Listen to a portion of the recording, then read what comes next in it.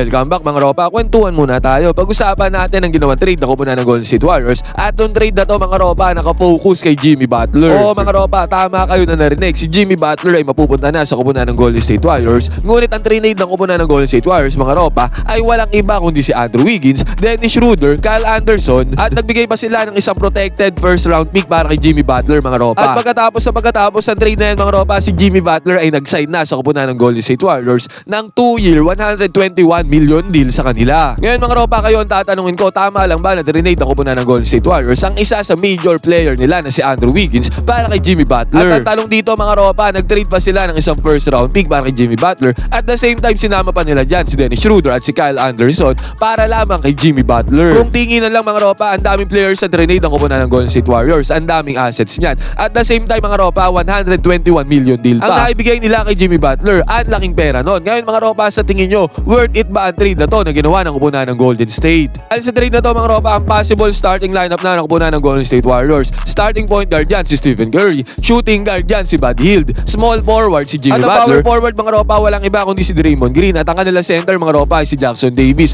or ano kaya si Quentin Post. Currently mga ropa, nasa bingit ang kupunan ng Golden State Warriors, tumatagindig na 25-24 ang kanilang standings sa Western Conference at pang-10 sila sa Western Conference sa standings mga ropa. Ibig sabihin mga ropa, nasa bingit sila ng play-in at di nga sila pasok ngayon sa top 6 teams na sure ball na makakapasok sa playoffs. At noong una pa nga lang mga ropa, sinabi na rin ni Jimmy Butler na ayaw niyang mag-sign ng extension dito sa kupunan ng Golden State Warriors.